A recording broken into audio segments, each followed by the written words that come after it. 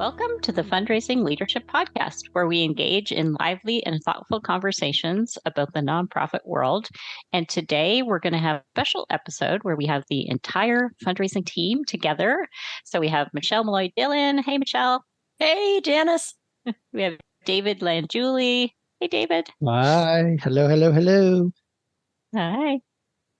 And we have Margaret Katz-Can. Hello. Hey, Margaret. Hello. So we're here today. We don't get to always all be together because often we have guests on the podcast, but we're excited today to bring a concept to you that we think is important for fundraising leaders and also to demonstrate how to put it into practice. Yeah, so we wanted to introduce the idea of a leadership stake, something that you can create to create an intentional or create an intention about an impact that you want to have for an experience you're having together. And this all comes from the work that the four of us have done with the Coactive Training Institute, comes from their leadership program. And it's actually based on a book called The Stake, The Making of Leaders by Henry Kimsey-House and David Skibbons. And it is something that really has changed the way I approach so many things that I do in my world and how the four of us work together at all times. So a stake, we were laughing earlier because it's kind of hard to explain in one sentence. So we're going to try, and then we're going to actually do a demonstration of it for you so that you can see how it's done. Well, I'll explain the metaphor, and maybe then we can, talk about how it applies to leadership. And by the way, it's for any leader in any realm of leadership. If it's not just limited to fundraising leaders. So for those of you in the nonprofit world who are leading teams that are not fundraising teams, this might help you also. But when you think of a stake, it's like a stake in the ground that you might tie a rope to.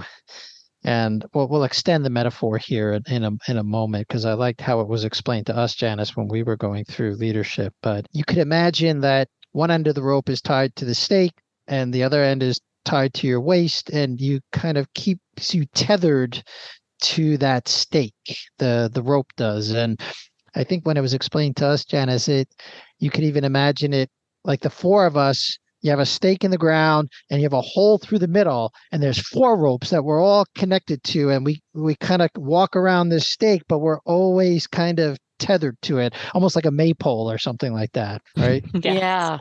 Yeah. It's like it gives you a lot of space to move. There's a lot, you can still have a lot of space to move, but yet if you go too far, then it sort of reminds you, like, wait a minute, am I still intentionally connected to what I'm doing here? Yeah, I love that. And somebody explained to me a slightly different metaphor, which is the stake is the thing you hold on to when the wind is gale force and it wants to blow you away. Right, you just plant your hands on that stake, and you might be sideways, flying through the air, but you are holding on to that stake. So that, that's important within a project, a meeting, a kind of whatever you would create a stake for, because when you start getting blown away or when things start doing something unpredictable, which, does happen from time to time, it gives you something to come back to hold back onto. Yeah, so we don't get too lost along the road and then end up somewhere we didn't intend to be. And there's sort of two aspects to a stake. There's like a way of being, like a way that you want to be during the experience together, and also the type of impact you want to have. There needs to be something where it's for the sake of something that might be greater than you as an individual. I like you used a word before explaining the being and the impact, Michelle, which is like being intentional. It's kind of like an intention that a group creates together, but it's a bit stronger, right? A little bit stronger than an intention. That's why it's I like think an about intention that creates an impact, I would say. It's often how I think about it. It's like, I'm going to show up. And, we were talking before too, like David said, you can use this in many realms at work, but also in your life, right? So if there's something in your family or your community or a volunteer position, that you've committed to doing. It's like, what do you want to bring to that? And for the sake of what, right? So you might say, like, I really want to bring a sense of enthusiasm, because if, let's imagine, you're on a board and it feels like there's a lot of stuckness or circling around, you might say, I'm going to bring a level of enthusiasm because I feel like that would be for the sake of actually getting us into momentum. We need to go somewhere, and my enthusiasm could help us go somewhere. So a lot of folks get confused. I know I did when I was first introduced to this word being. So because we're so used to doing things as leaders, we often forget how we want to be in a situation or for a project. And so maybe we could just say a little bit more about the being. And in fact, Margaret and I are co-leading a 6-week course right now called Being a Mega Gifts Fundraiser. It's not about doing Mega Gifts fundraising. It's about who you are. Who do you have to be to? Sometimes that confuses people. What do you mean who I have to be? I just have to be myself. Well, yeah, that's somewhat true, but it's interesting how inauthentic people are when they're about doing something. Well, we get sidetracked as human beings in what we're doing, like, because there's so much in our society that rewards us for what we accomplish and what we do, and we often forget about how we want that experience to be for ourselves, for the other people that we're with. And that's part of that being. It's like, what do you want your experience to feel like? How do you want the experience to be for you? And it's really that balance between being and doing that creates a life that feels like it's in balance, that feels like you're excited and energized by what you're doing, and you're also accomplishing things. There's such a relationship in the creation of a stake between the being and these words intentional and impact. I think all of us have had the experience of having impact that we didn't intend to have. Having, again, a meeting, a project, a conversation go completely veer into a completely unexpected and what feels like an unmanageable direction. And I think, the idea with the stake is let's try to be intentional about the impact. Let's try to keep coming back to what our attention and intention was. Yeah. And sometimes, that is provocative. You may want to bring an intention that things really need to be said, that things need to have a shakeup, Right. So it's disruption in the space. Exactly.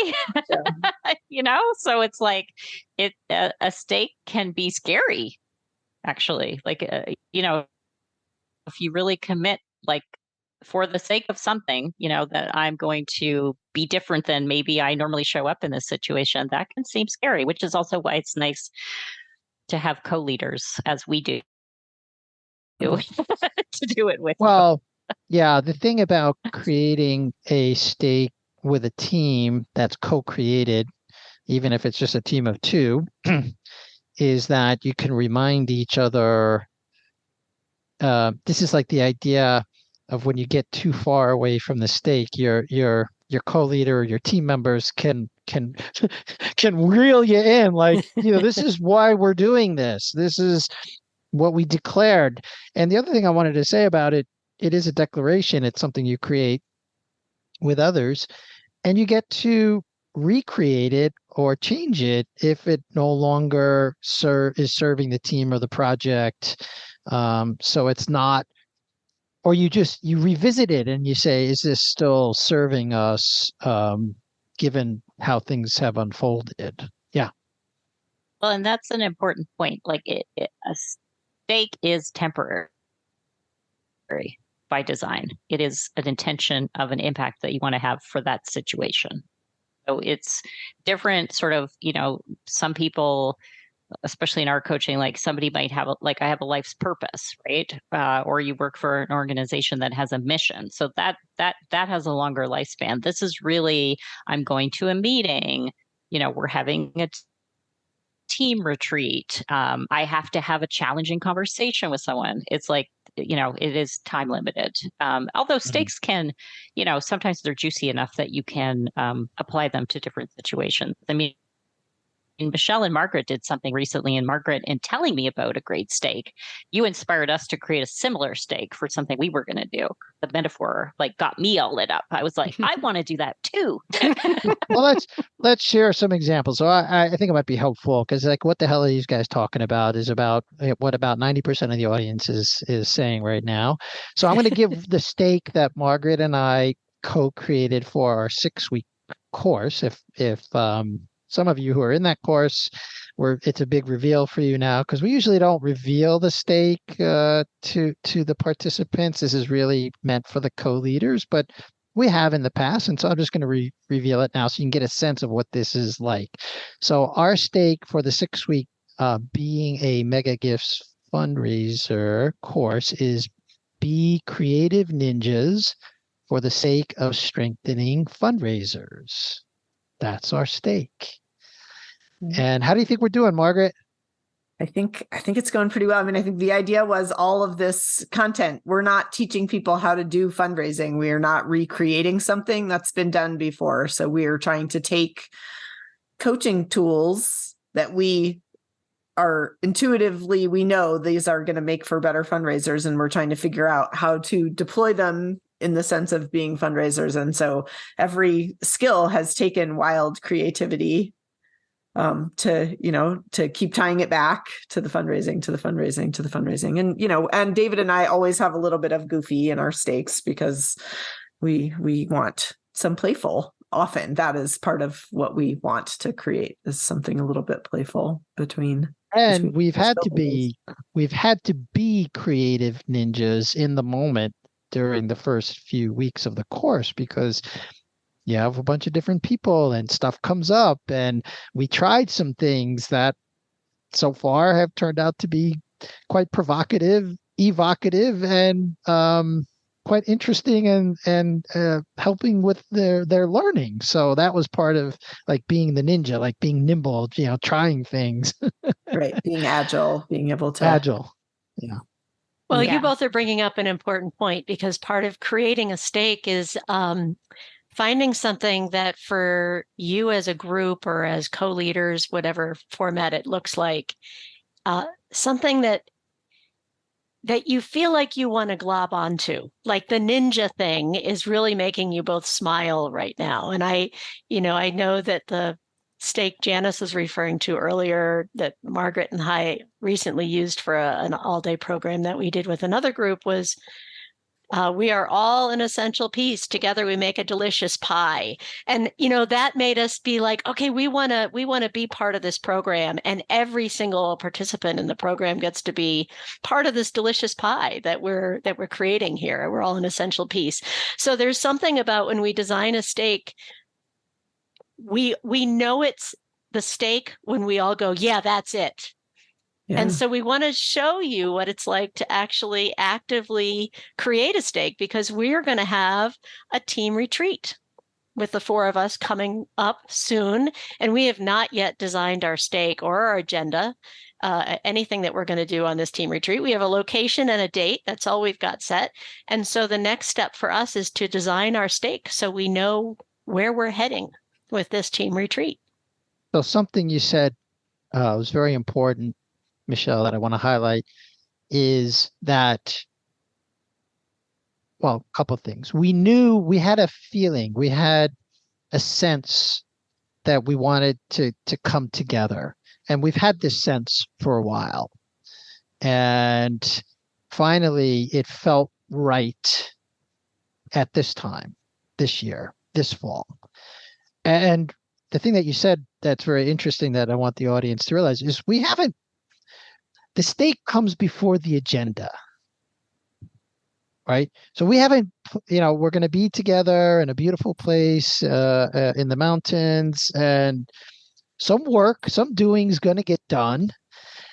We'll have some light agenda, I'm sure, but this is the first step, is to create how we want to be together.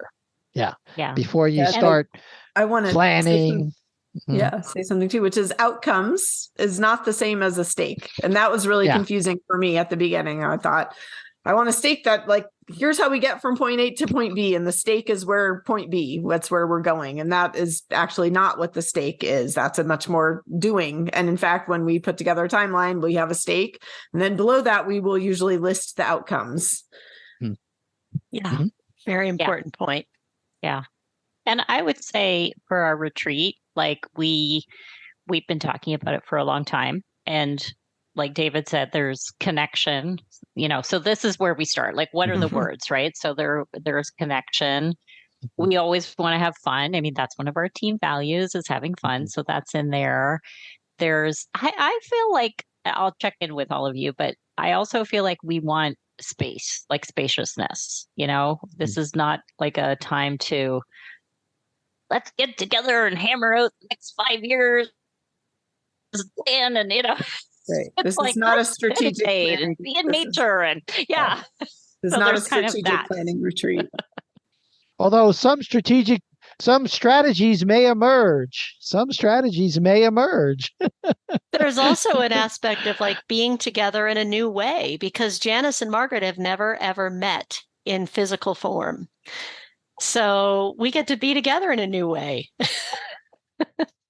Yeah. And there's something about when we're together, like just to see what bubbles up, right? So I've been writing a few of the words down that have just been sort of bubbling up for all of us. We've got connection, fun, space, spaciousness, be together in a new way, what bubbles up, and hip check. So what's coming up? What might our stake be? Are we going to be near water, Michelle, where we're staying? Well, there's a river and there's hot springs.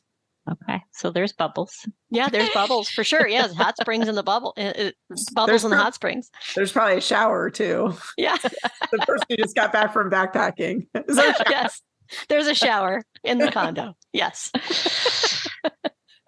Yeah. Well, hot springs. I mean, I just suddenly realized, like, I don't know much about the place that we're going, but yeah, there's something about, like, that's sort of like soaking it in that hot tub and like seeing what bubbles up. It feels like fun, but like what's the word? Like relaxing, but fun. And So the word, maybe one way of being would be to be bubbly. Mm-hmm. Yeah. Be bubbly. So when you're doing a stake, you want to get some way of being that captures a lot of these different words. I'm not sure if that's it, but that would be for me. That would incorporate fun and excitement and vivaciousness, spontaneity. Also, we do a lot of work with the disc profile, and we all have a lot of I in our styles, so that would honor our sort of bubbliness. Yeah. All eyes are bubbly. No, they are. Or at least we think we are. Yeah. And there's something about just creativity or creating something, or like that we're just trusting that when we get together, the what's next for our team we're gonna know it. We're gonna know it when we see it. It's going to emerge. Yeah. So to me, there's something for the sake of letting what's next reveal it. I like what David is saying. Like, if you're like when the hot spring is bubbling, and what you're saying, Margaret, bringing them together, it's like it doesn't have a preconceived idea of what that is supposed to create. It's just that's what it's doing, right? Yeah. In fact, sometimes there's and it's inviting. I mean, go ahead, Janice. I'm sorry. No, I was just going to say, it's like when people see that bubble, they're like, I want to get in there. Yeah, I want to experience that. Yeah. And sometimes they're sort of like sitting in the hot springs or in the hot mud, and there's not many bubbles going on, but all of a sudden a bubble happens, and that's when like the what's next appears, right? There's some of that, like just letting things percolate, or just And I just want to name, often when we are doing a stake for something that we're leading, we've been given some very specific outcomes. Yes.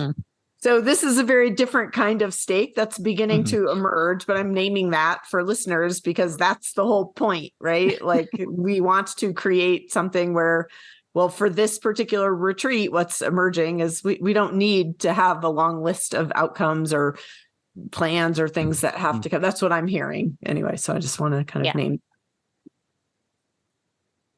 Yeah, and I'm also hearing there is some curiosity for us about what's next. So, there is something there.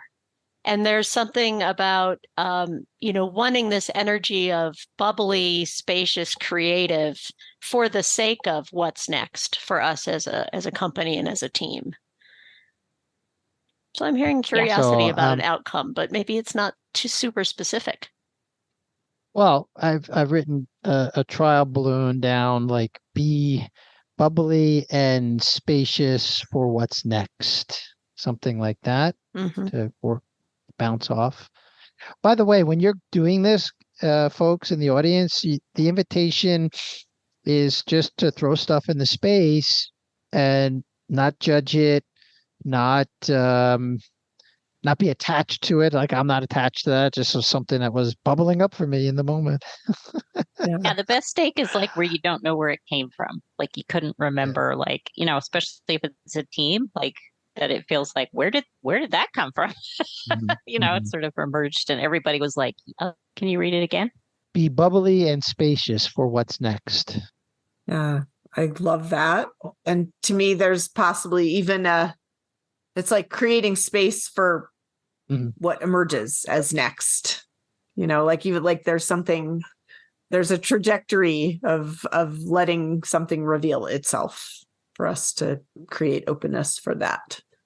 So something like be bubbly and spacious to create what's next. Is that what I heard? Or not so much? Yeah, it's like when we sit together or come together, like we sit together and see what bubbles up. That's kind of where I am. It's like it's not quite there, but that's what I was getting at. It's like because we're going to be I don't know if I can sustain being bubbly for 3 whole days. Well, there's enough introvert in some of us here that might be exhausting. But I can commit to staying, which is another, a big piece of our leadership program, which is staying, sitting, being open, not being attached, and like, Yeah, I think it's pretty clean. Sit together and see what bubbles up. I love it. It feels solid. It feels maybe solid's not the metaphor. It feels right. All right. There's definitely going to be some butt humor at the retreat. Kindergarten humor. Yeah. Scatological humor. Well, I think the retreat has already begun. We're getting excited about being together.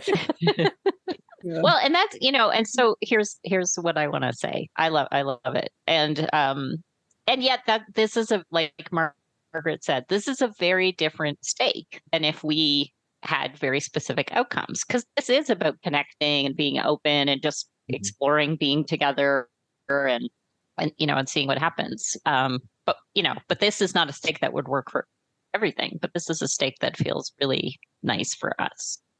Right. It would be a very different stake if we had been tasked with doing work on a team that's not thriving. That's right. That would be a wildly different stake. 100%. Yes.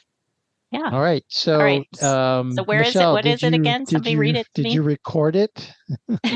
I have written down, and we can change this if we need it. When we sit together, we see what bubbles up. Yeah.